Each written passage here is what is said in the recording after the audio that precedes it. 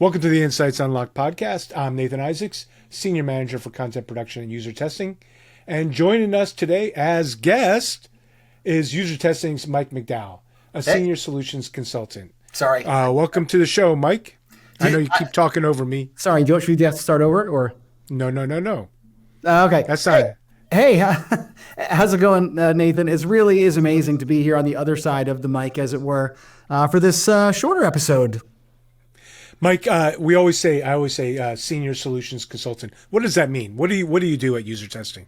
Basically, you can think of me as a platform expert and a thought leader. So I know the ins and outs of everything that User Testing's multiple platforms are capable of, whether it's UserZoom, Enjoy HQ, what's coming down the pipe in 2025, all those things. You can lean on me to be the expert in knowing how to apply those to generate value inside of a company. And as a thought leader, because I've been a customer of User Testing as well in the past, I also can really envision how to apply the principles, the techniques, things that User Testing can do to drive value inside of a company. So people rely on me to make recommendations and help them make a decision about where the best use of User Testing is. So a customer of ours will you'll be brought in to help them figure out how best to use the platform. Is that absolutely? Whether it's in the sales process as they're deciding whether or not it's the right tool for them, or after they've onboarded, and we're really just trying to help them drive value and get as many people as possible using User Testing effectively. Because as I pay attention every now and then, I'm seeing you post, and you're over at company XYZ's site for an on-location kind of workshop, or you're doing a call or something like that. Those I only post if they've publicly said they're a customer. Right. You're not. I know I'm not trying to give away any secrets or anything like that. And I think it's important, kind of talking about what you do and what your role is and how you're being brought in this into the sales process. You just wrote and published a book. Can you tell us what it is? Sure. Actually, it's probably going to get published. I'm going to approve it for publication today, which means in the next couple of days, Amazon's going to actually release it to the world. I actually have the proof right here in front of me. Demo-tainment, the art of delivering demos that engage, inspire, and drive results. It's essentially my particular brand of doing an entertaining and engaging product demonstration. Because of the fact that I have a history going back to my childhood in theater and wanting to be an actor and really turning presentations when I'm up at the podium into more of a performance, I try to bring that to my role as sharing the capabilities of User Testing with other people. And I delivered a session on this at Demo Fest earlier in the year. It was a virtual event back in May. And when I came up with the idea for Demotainment, I thought, all right, this is me. This is my style. And it was really popular. People really, the content really resonated with the audience at Demo Fest. And so I thought, well, maybe this could go a little further. So I turned it into an article that I put on my LinkedIn profile.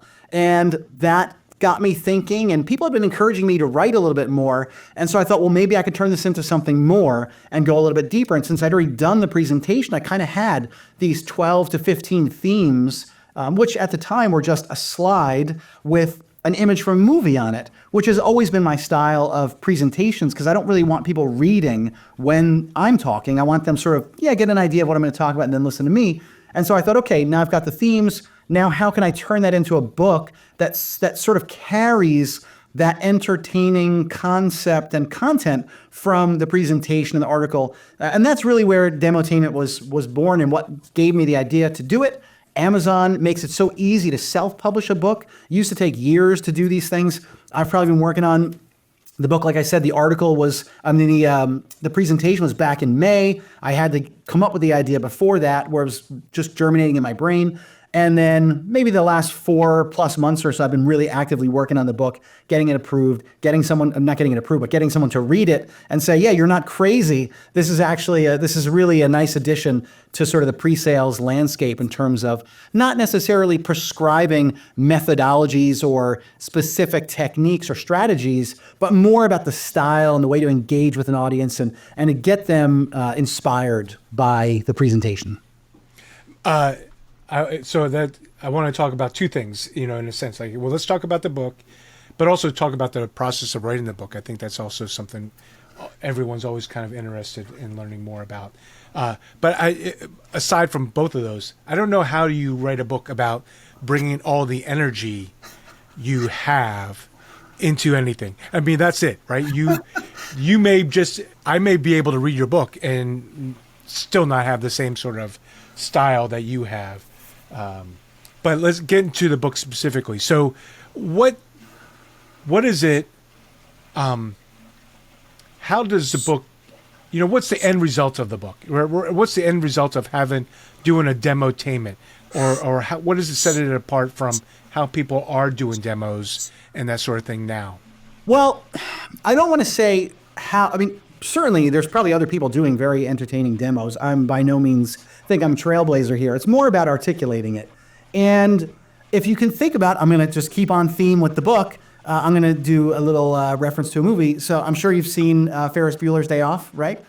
So the Ben Stein teacher approach, Bueller, very monotone, very formulaic and scripted, driving no real engagement or excitement. People are just like, this is where you get the, I've got to get on a vendor call and watch this demo for an hour. That's going to really be the highlight of my day. So it's taking that versus really being, full speed ahead, really full of energy. I like to think of, one of my favorite actors, Michael J. Fox. There's this movie that he did called Secret of My Success. And he's sort of walking through the office and everyone's just working. And he's sort of Walking on Sunshine's playing in the background. And he's got this super high energy and everything he does is high energy in that movie. And it's sort of that view versus that. Or maybe even let's keep it on the teacher theme. Robin Williams in Dead Poet Society. He's teaching the class he's teaching poetry and literature, and instead of just teaching it and discussing it, he's doing the voices of John Wayne and he's trying to get them really excited, and he pulls them in to listen closely. That really is probably the most polar opposite of the Ben Stein approach. And so you sort of jokingly ask, how do you convey the energy in the book? Well, I think the first way you do it is by naming chapter 1, coming with energy, bringing the energy. And so by not being able to convey it verbally, obviously like I do in YouTube videos, things like that, it's trying to have a tone in the book that's more energetic and loose, bringing movie quotes in and references and writing the book the way that I speak. It's not really written like a textbook. I didn't worry too much. As I was proofreading and editing it, I'd done this quote about something you say in a demo, and it said so, comma, now, da da da. And as I was reading it back, I was like, no, that's not good English, and let me get rid of that. And then I thought, no, but that's the way I talk. and it's one of the most common things I edit out of the YouTube videos is when I go, so, now I'm showing you this. And I try to edit that out as much as I can. But when I wrote it, I was like, oh no, that is the way I talk, and it's natural. So that's kind of the way I tried to convey the energy and bring that to the book while keeping it sort of loose, light read. The person who proofread it for me, he was like, yeah, it was a really quick read, which really, to me, it means it was really, it's 200 pages, 212 pages. So he's like, that means I was engaged and I was entertained the whole time. And he's like, wow, you really did put in a lot of pop culture references, movie references, which I loved.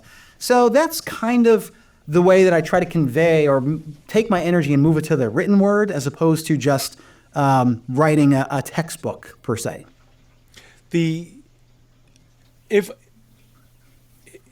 say I am front lines sales team and I'm getting ready to do this demo and I've read your book, am I going to see a difference? Am I going to be more successful? Am I going to what's going to come out of this? 100%. And one of the key things in the book that I would absolutely talk about that is going to maximize success is outside of engagement, right? Because engagement is critical. If you're not engaged with the audience, if you and I aren't engaged during this conversation, it's not going to go well, and people are going to remember it very poorly. So just taking that aside, one of the things that I really focus on is personalization and how important personalization is in a product demonstration, in a sales cycle, making the customer see that what I'm showing is actually customized for you. Now, when I do demos today with user testing, that's actually quite easy to do, maybe easier than some other people that are in the same profession, because I can run a custom study. And when I'm demonstrating the platform, the output that I'm showcasing is literally branded to whoever it is that I'm sitting across from.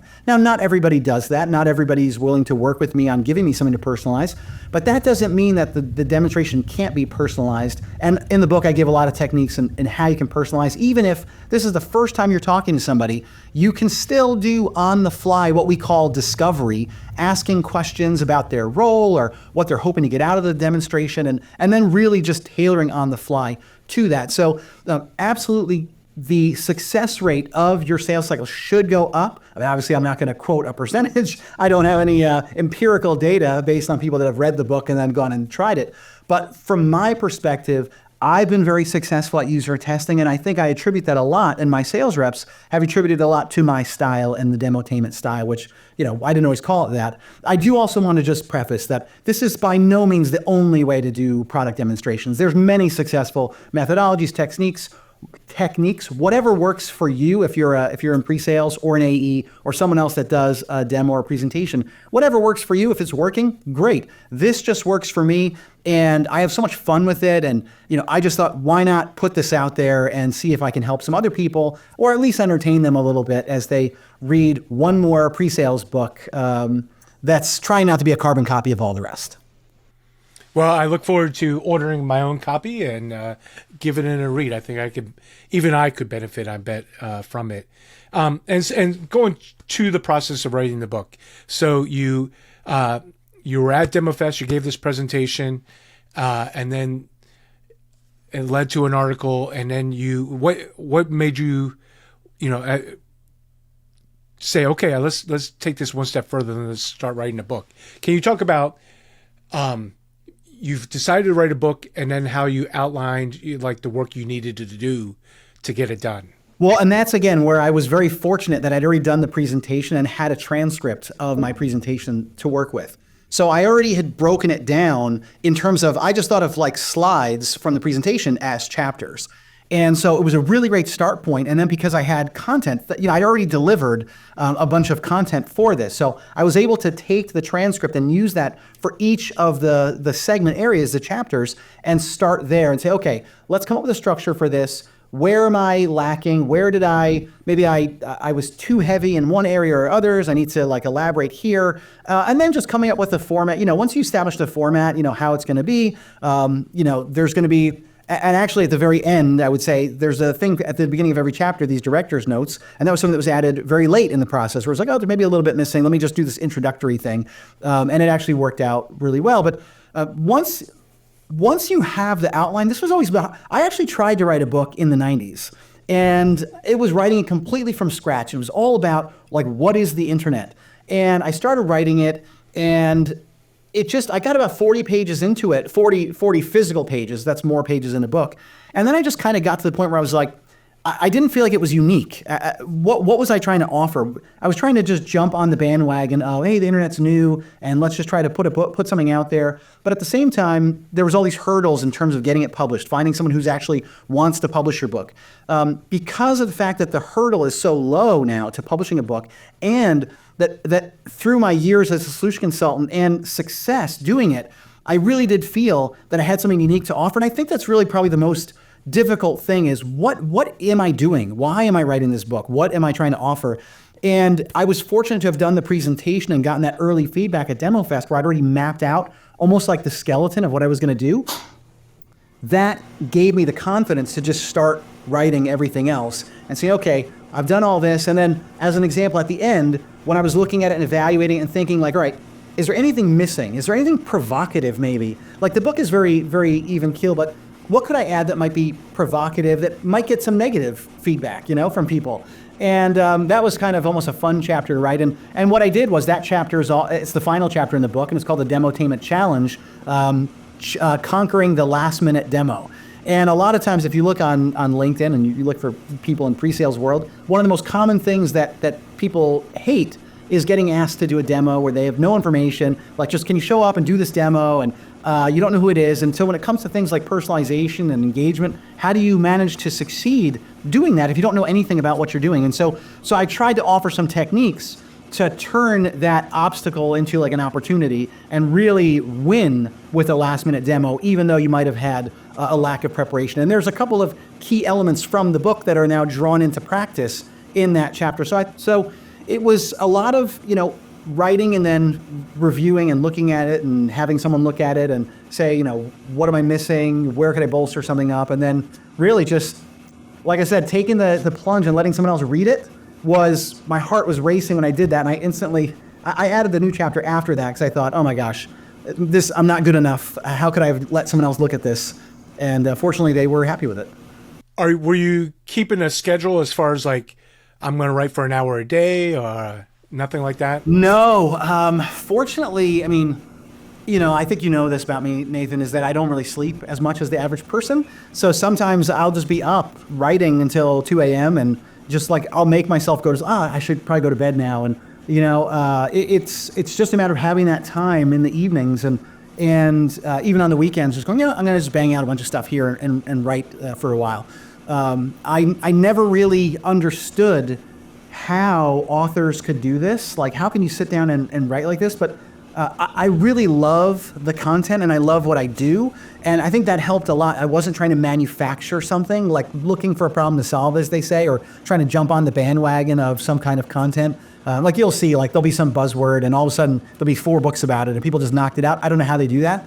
But because I'm really passionate about it and I've lived a lot of this, it was me trying to share and just writing stories, just writing these anecdotes of things that have happened to me in demos or meetings and things. So it just made it easy, but it did take time. I mean, I've told a couple people this recently, just aligning it, doing the alignment to get it to fit into a book. Like I spent like 10 straight, like 5 p.m. I just started working on it. And then the next thing I knew it was 3 a.m. And I was like, all right, I finally am done with it. And then of course I got the proof and it was a little bit off. And so I had to redo it. And I just got the newest proof this morning and it's all good. So I'm going to hit that approve button this afternoon. And by the time this goes up, it should already be out there on Amazon. So I can just look for it.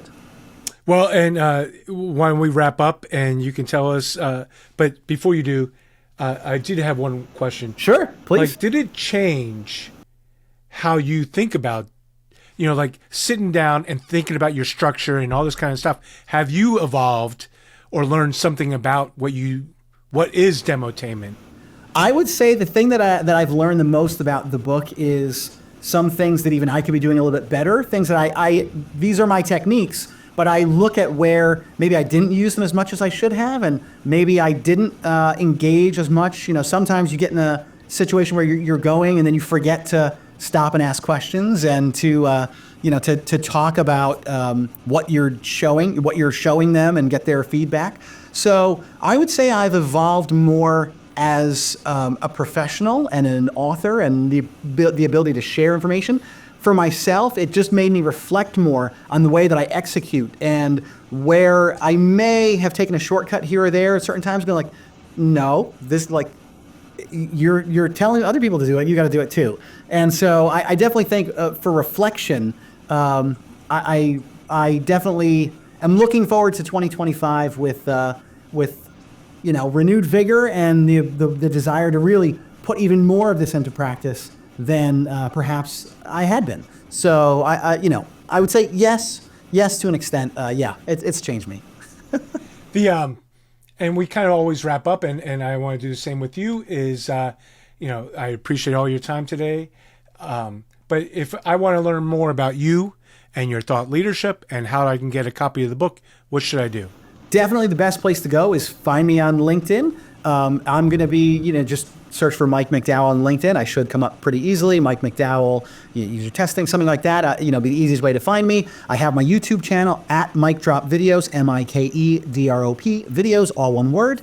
That's another place where I put out a lot of information, not just about user testing, but also about UX in general. I put up a video about the book. I'll probably put another video about the book and some stuff there. That's the easiest place. I don't really, you won't really find me on X or anything like that. LinkedIn is the place to go for me. Excellent.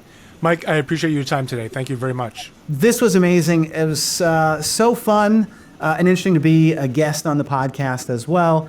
On the spot with a couple questions, but I think I was ready for them. Yeah. No. Perfect. All right. Well, we'll talk with you soon. We'll see you next season as in your other role as a host of an episode. Looking forward to it. Talk with you soon.